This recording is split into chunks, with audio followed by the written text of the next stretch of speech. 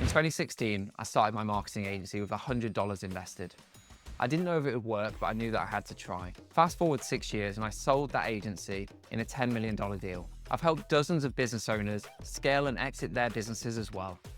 And today I'm sharing my story with you of how I went from $100 to a $10 million exit, all of the good, the bad, and the ugly in between of what success looks like. Yeah, it was good. It was quite disjointed, I think, compared to most people's. My parents divorced when I was 2, and I lived with my mum till, I don't know, 5 or 6, and then basically ended up flipping and living with my dad and my grandparents till I was about 10. And then my dad and I, my dad finally got some cash together and we were able to move into our own place. My mum always struggled financially, so I think kind of seeing her struggle always made me want to work hard and try and be able to support her as much as I possibly could. So it was an interesting, quite dispersed one, and I actually left home at 16 as well. So yeah, quite an interesting childhood, I would say. So I took some inspiration from my dad. Growing up, I saw how hard he worked. He ran a furniture business. Initially, was actually a chef, and then went into something completely different, furniture. Did really well. So that kind of gave me motivation that being an entrepreneur or a business owner was a good thing to do, and was a way of kind of creating your own financial freedom. And from a very young age, 18 years of age, I started dabbling effectively. So I had my first business at 18, and I think I've had 8 up until where I am now, 39. So yeah, was always intrigued, I think, by what business could give you. And also, I wasn't the most academic at school, and I think for me, business was a chance to express myself, but in a way that yeah, that was on my terms. I think I've always been fascinated by entrepreneurship, business ownership. I like the idea of being able to do things on my own terms. I was never the most academic at school. Had a dyslexia and kind of always struggled a bit academically. So for me, it was a way of expressing myself, business. So I had my first business when I was 18. It was a modeling agency that I started, which was, with another guy that had a similar business, and was like, well, actually, come and let's get into this.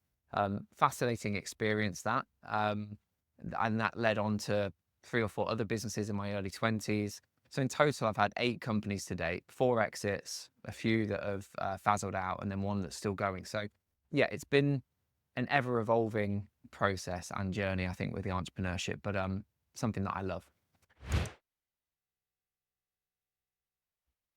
Yeah, so after the modeling agency, I started a bar hire company called Fine Drinks and Events. It was pretty cool, actually. I got this concert contract with a company called IMC Concerts, and I was basically just cold calling at the time, saying, "Hey, I've got some bar hire units. I've been doing some weddings and importing some wine, blah blah blah. Can we come and tender to be part of your concerts?" Now, these guys at the time, will show my age, we're doing concerts for like Lamar, Sugar Babes, Beverly Knight, people like that.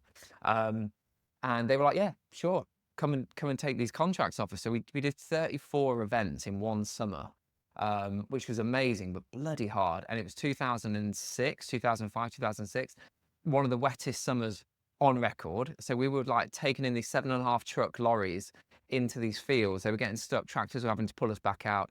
Amazing experience. I was running 2, 3 events on, Friday and Saturday night every weekend. We made a lot of cash, and actually one of the main competitors there was like, "We want you out of the way. We want the contracts back. Can we buy the business?" And I was like, "Yeah, look, I'm getting too wet, and it's hard work trying to pick the stock levels and do all the stuff." So that was my first exit. But yeah, fascinating experience. Digital Ethos came about because I worked in an agency. I'd also worked with agencies as a client.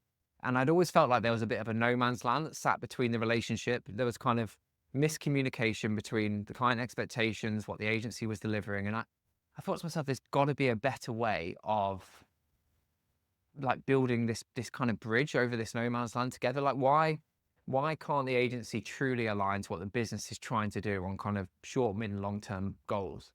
So Digital Ethos started off really just as me trying to be that strategic bridge, if you like, for those clients. And I would work looking at marketing strategy, looking at overall e-commerce strategy, all of those things. Very quickly, that started to work, and those clients referred me to other clients. And before I knew it, I had 15 or 20 clients, and I was like, oh my God, I can't cope with this. I think there's a huge opportunity here to actually turn it into more of a formal business, more than a kind of the initial freelance type setup that I had. So I started hiring staff, and from that moment, we just went gangbusters. Like, we grew so quickly. The first year of hiring team members, 2018, we grew to 15 or 16 people that year. Next year, we were like 40. Before we knew it, by 2022, we we're at 80 people. We're in 3 countries. Um, it was insane. I mean, the growth level year over year, I think averages out to about 70%. Um, we were the fastest growing marketing agency in UK history. Um, so yeah, absolutely just phenomenal. And I go back to, a lot of people have said to me, what really made that difference? There's 26,000 agencies in the UK. What set you apart? And it really was that alignment that I spoke about at the beginning. Like, we would go and spend a week or two inside a client's business, physically sit in their office with them, go for lunches, ask all the water cooler questions, ask all the silly questions that as a new employee you'd ask to find out like who to go to for what. We would integrate ourselves, like deeply integrate into the business. Still to this day, I don't know any other marketing agency that has that same model.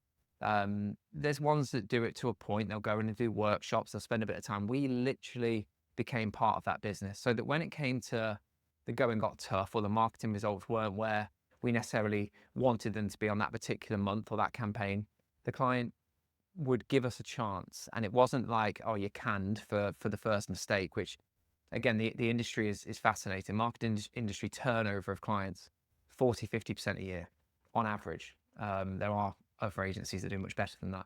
Ours was maximum 5-10% loss for the first 5 years. That just meant that all of these new clients that were coming in were just adding and adding to the revenue, which meant we could hire better and better people, could strengthen our operational capacity, and effectively just stood us apart from the competition. So I never really saw competition as competition. A lot of people, are like, well, who were your peers? Who were you looking up to?